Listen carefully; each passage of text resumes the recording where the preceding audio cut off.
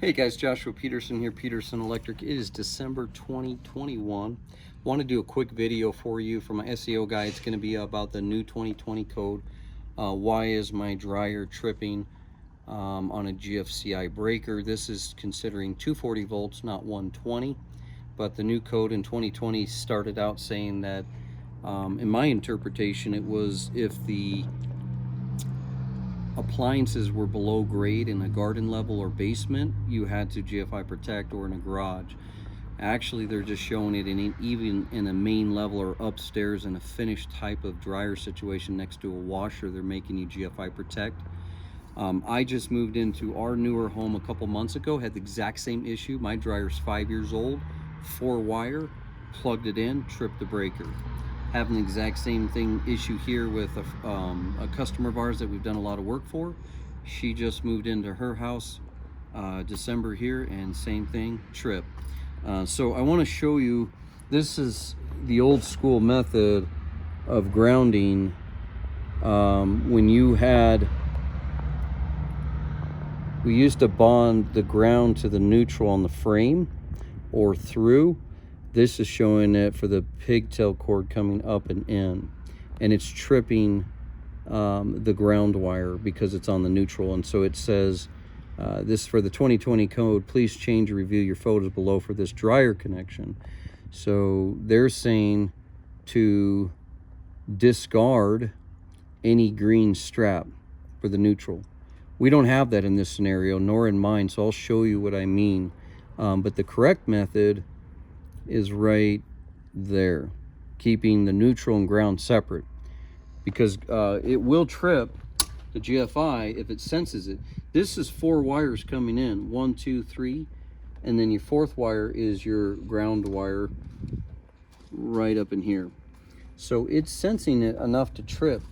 It's not tripping just because it's on, but it's tripping because we actually, when we plug in the dryer, it trips it automatically.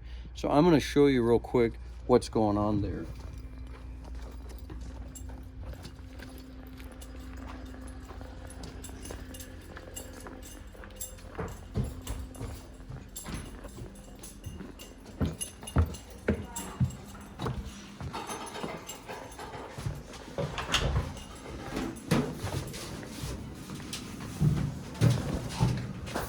Most laundry rooms suck, super tight. So here is the dryer, and I'm testing it with my light bulb. Those of you that are not familiar with it, don't do it, because you don't want to hit 240 here to here and then short out the light bulb, or you have an incandescent, it explodes with the glass. But that's 120 to 120 with the neutral, okay? I'm trying to do that just so you can see in here with some light, because it's not really good lighting. So right here, if this bond strap connects to that neutral, this is not plugged in right now, that will trip. If an old 3-wire cord, how do you know you have 3 wires? 3 wires, this is 4.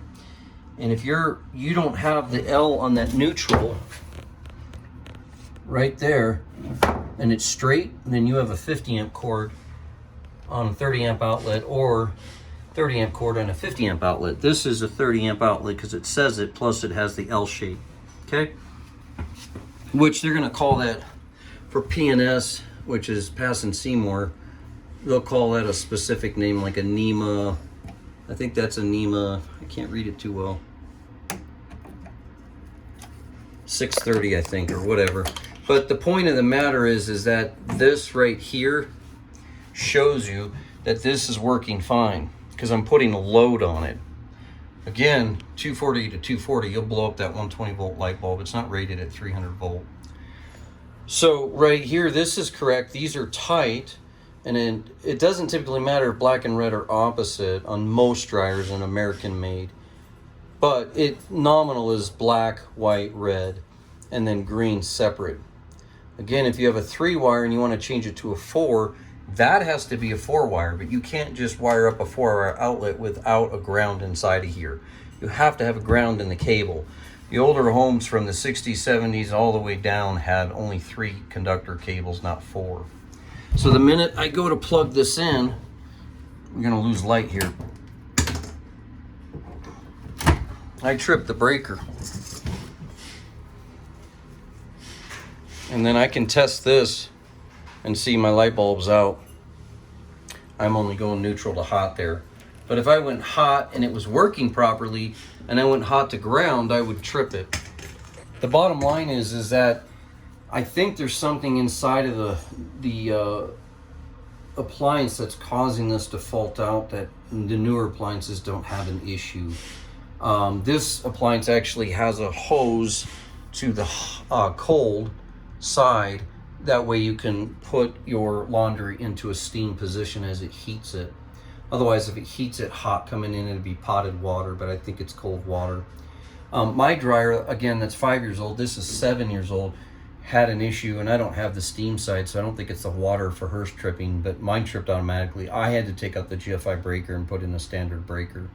You're not supposed to do that, but I guess the other option is to buy another appliance or pop in another GFI breaker, and those are not cheap. You're looking at anywhere from $150 to $250 depending on the brand for a 30 amp 4-wire GFI breaker.